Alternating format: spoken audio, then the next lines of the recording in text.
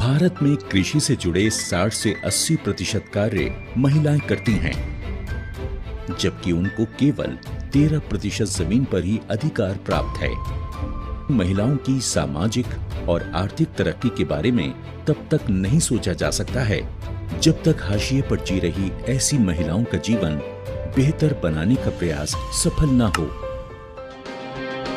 ऐसा ही एक प्रयास भारत सरकार के राष्ट्रीय ग्रामीण आजीविका मिशन के तहत कृषि सखी प्रोग्राम द्वारा किया गया है। इसकी एक मिसाल है केरल के तिरुवनंतपुरम जिले की कुछ ग्रामीण महिलाएं। तिरुवनंतपुरम की महिला किसान अपनी कृषि उपज में तकनीकी परिवर्तन कर एक अच्छी आमदनी कमा रही हैं।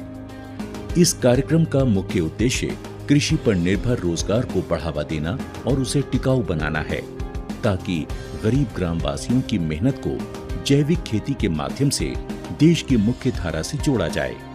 ग्रामीण विकास मंत्रालय के कृषि सखी का मकसद ही है लोगों की पहचान कर उन्हें उपयुक्त कौशल सिखाया जाए, ताकि वो आर्थिक और सामाजिक संसाधनों की कमी की वजह से कहीं पिछड़ न जाएं। कृषि सखी इसके बाद स्ट्रक्चर अभ्यास कार्यक्रम के द्वारा कृषि पारिस्थितिक प्रणाली को उपयोग में लाती है, जहां खेती कर जमीन, कीड़ों का प्रबंधन और उपज की देखरेख सिखाई जाती है।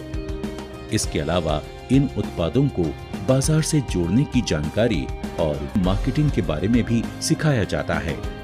कृषि सखी सारी यात्रा में साथ होती है, लेकिन कृषि सखी कोई कर्मचारी नहीं है, बल्कि ये एक सेवा प्रदाता है।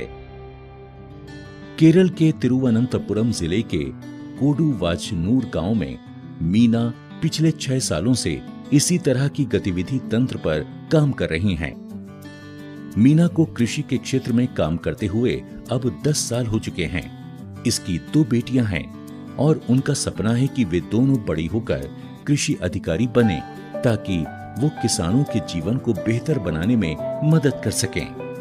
मीना ने पिछले 6 सालों में सीआरपी के तहत अब तक 5000 समुदाय सदस्यों को प्रशिक्षित किया है।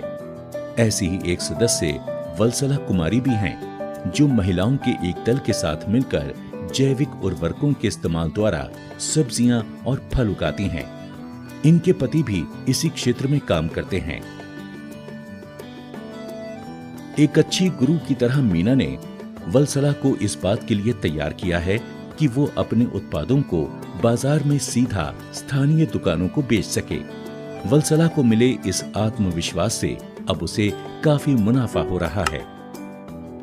यहाँ से कुछ किलोमीटर दूर ही पोझांडू गांव में बिंदु और कुमारी कृषि सखी होने के नाते अपने उद्यम को अच्छी तरह से चला रही हैं।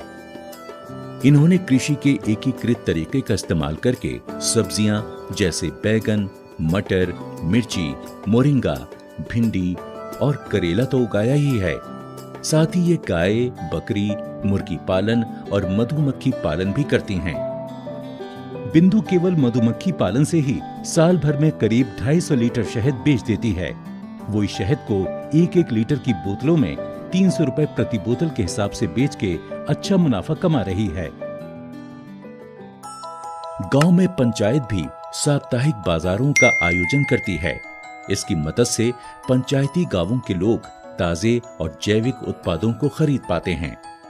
किसी भी नए उद्यम की तरह कृषि सखी भी सिर्फ एक ही काम तक सीमित नहीं है। उदाहरण के लिए बिंदु अपने स्कूटर पर अपने उत्पादों को घर घर बेचने जाती हैं। इससे ये अपने लिए भरोसेमंद ग्राहकों को जुटा रही हैं। कृषि सखी के पीछे की आर्थिक स्वतंत्रता ही इसे सफल बना रही है। कृषि सखी आज एक विचार नहीं रह गया है, बल्कि ये जमीनी स्तर पर महिलाओं और गांवों की तरक्की का एक सफल माध्यम बनकर सामने आया है। महिलाओं की आपसी भागीदारी और आत्मविश्वास के साथ इन्हें आत्मनिर्भर बनाने में इसका महत्वपूर्ण योगदान है।